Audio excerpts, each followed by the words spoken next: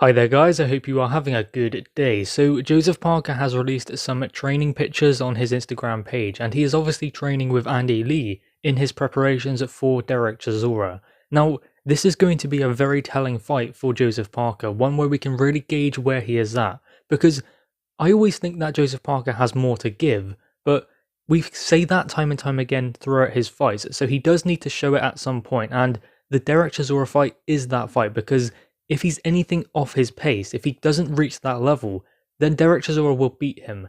Now, I'm not saying that Derek Chisora is this world beater or anything like that. He's a brilliant fighter. He's a better fighter than he is boxer, and that is going to be very important in this fight with Joseph Parker, because Parker cannot just box his way. Derek Chisora will get closer and closer as the fight goes on. So it will be a very telling fight for Joseph Parker in that Derek Chisora will force him to fight a certain way, and no matter how hard he tries to stick to his boxing, Chisora will drag him into that dogfight.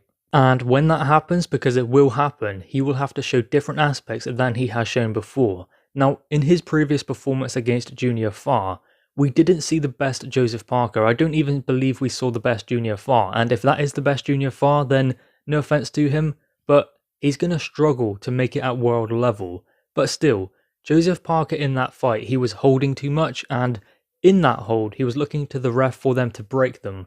So he wasn't really doing anything to stamp his authority on this fight, and many were saying that it's Joseph Parker's obligation to make it a good fight because he's the big name. I'm not necessarily agreeing with that, because I think that it was Junior Farr's big moment, so he needs to stamp his authority and show that he is a big name and show that he is a threat to the top names. Now, it was a close fight, but it wasn't the best fight, and you can imagine that if Joseph Parker fights that way, then Chisora will take him apart at some point.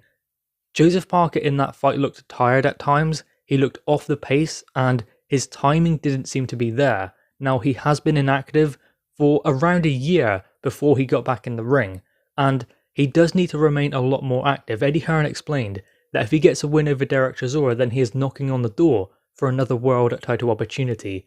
I wouldn't say as much, because I think that there are other names who need their opportunity, like Usyk for the WBO, then there is Dillian Whyte for the WBC, Kubrat Pulev recently fought as the IBF mandatory. There will be a WBA, but that won't be Joseph Parker. It will likely be someone like Deontay Wilder before it's Joseph Parker. I mean, for some unknown reason, Bogdan Dinu is actually like number 2 now, I think, in those WBA rankings, so that's crazy, but still, it's still ahead of Joseph Parker. So he is a while off a world title opportunity when you look at the rankings. The best chance he has at getting a world title chance is to get himself in that position based off of a fighter wanting to fight him. So Tyson Fury, AJ, maybe even Dillian Whyte if he does get a title by that point.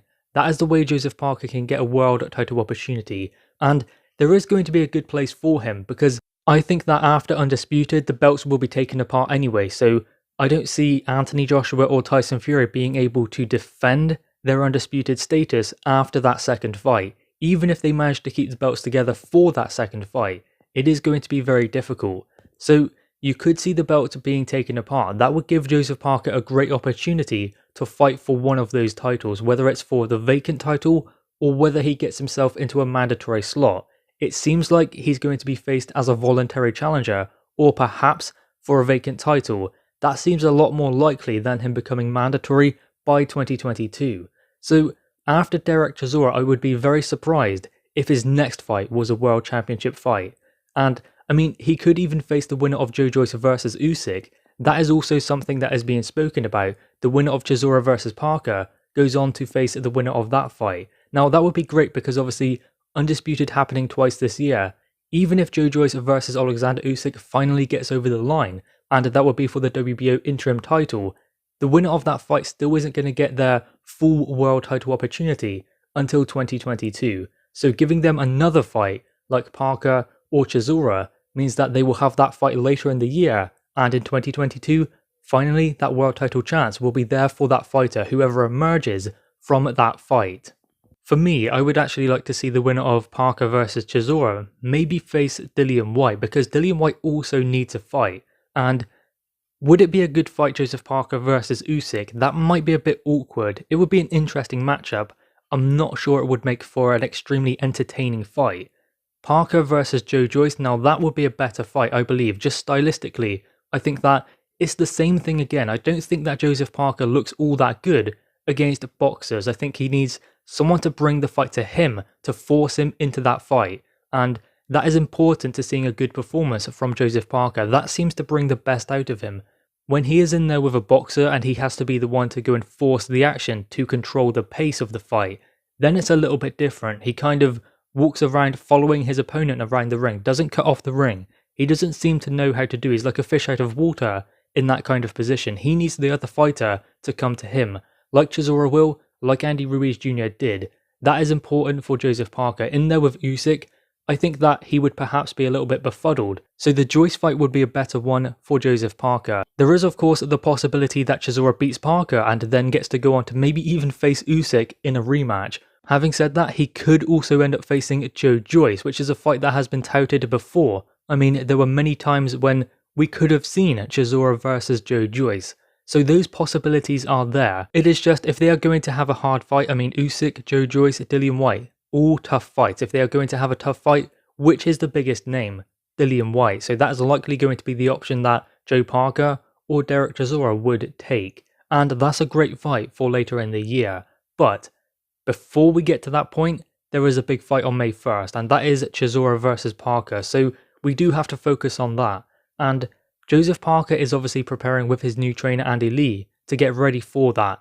Parting ways with Kevin Barry was a good thing to do. I think he'd done it at the right time. He could have done it a few fights before, but shoulda, woulda, coulda. He's done it now and he's moved on. I believe that if Andy Lee cannot draw the side to Joseph Parker out that he will need in order to beat Derek Chisora, then no one can.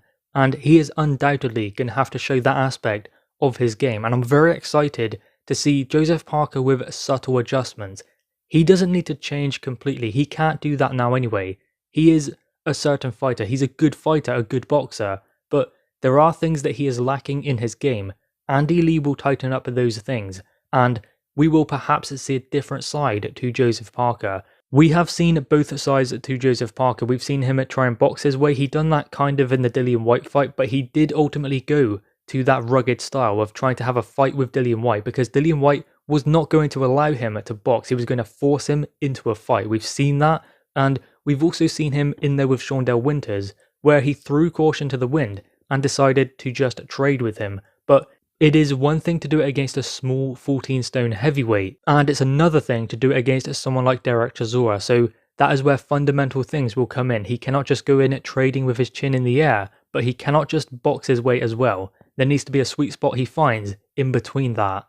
And I do believe that Andy Lee is the one to find that in Joseph Parker. Anyway, guys, what are your thoughts on this? Make sure you leave your thoughts in the comments below. Also leave a like and grab that subscribe button.